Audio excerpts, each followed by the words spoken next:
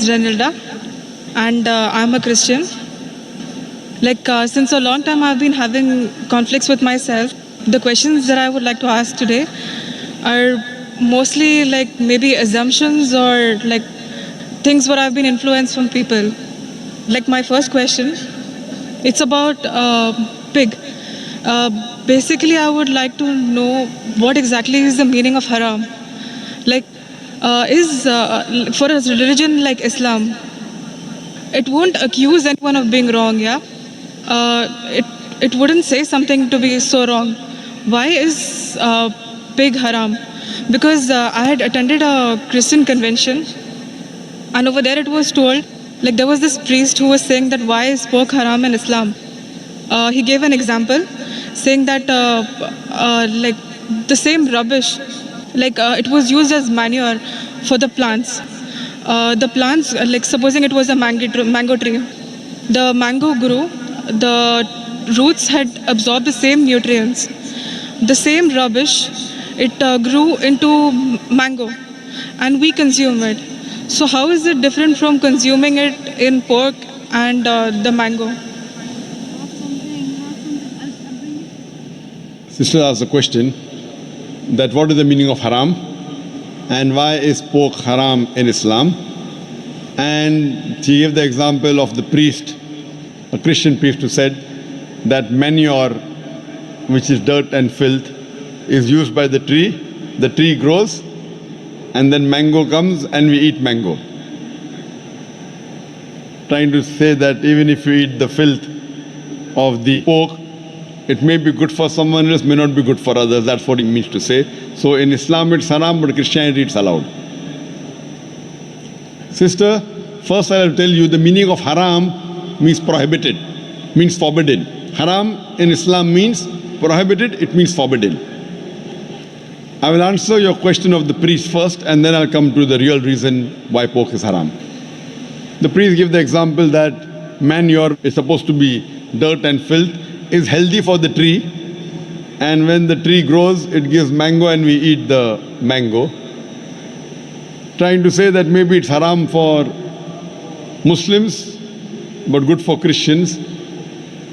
If you compare the manure, which is filth for the human beings, it may be good for the plants, because plants and human beings are two different beings. They aren't the same. They are different. But in Islam and Christianity, the human beings are the same. We may follow different religions, but what is good for one human being as a general thing is good for the other human being, unless he has certain problems. For example, if he has diabetes, then sugar may not be good for him, but normally sugar is good. It gives you energy. Unless he has some problem, then it may not be good for him.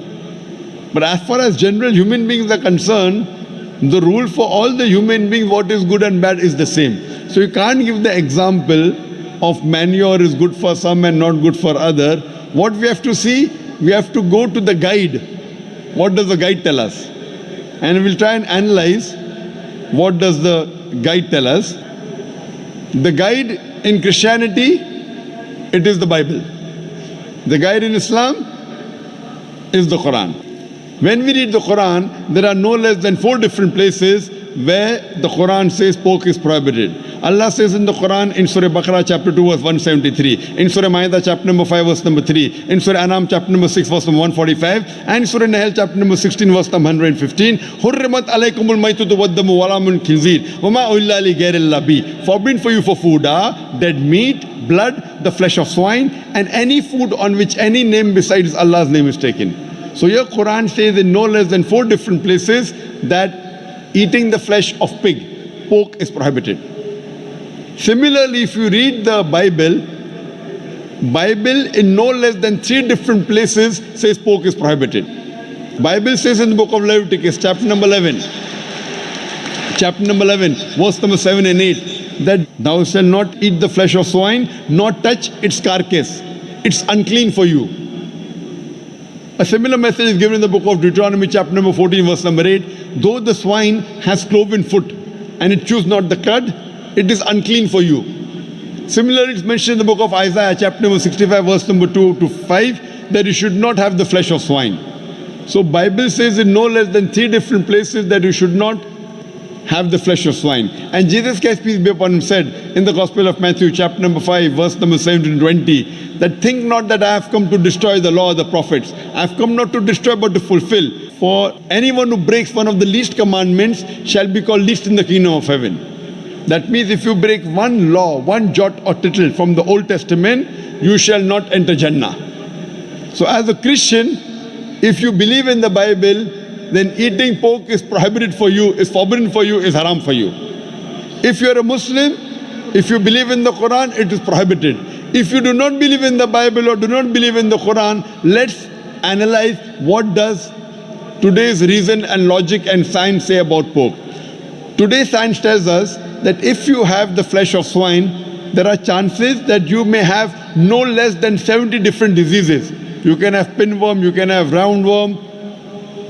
The most dangerous amongst all the diseases, it is tapeworm. It's called as Taenia solium. And it harbors in the intestine and is very long. Even if you cook the food very well, the eggs, the ova of Taenia solium does not die. And from the intestine, via the bloodstream, it can go to almost all the organs of your body. It can enter the eye and cause blindness. It can enter the heart and cause heart attack. It can enter the brain and cause brain damage. And by the time you realize you are suffering from the disease, it's an irreversible damage done.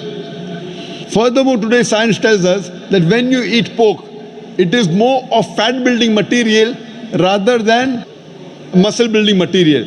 That's the reason most of the people who are regular pig eaters, they have got tires, they have got flaps. Today's science tells us that by eating pork, there are high chances of having atherosclerosis. Today's science tells us that if you eat pig regularly, you may have hypertension. That's the reason more than 50% of the Americans today, they're suffering from hypertension because most of them are pig eaters. Today science tells us that one of the most filthiest animal on the face of the earth is the pig. Wherever you find dirt and filth, you'll find the pig there. Today science also tells us that pig is one of the most shameless animal on the face of the earth. Pig today is one of the most shameless animal on the face of the earth.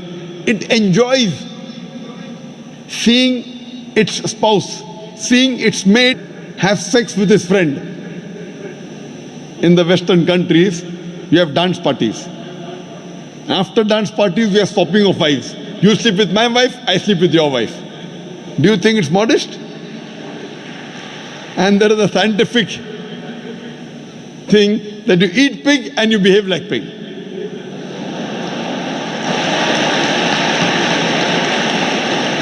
Hope this answers your question, sister. Yes, very good. My next question.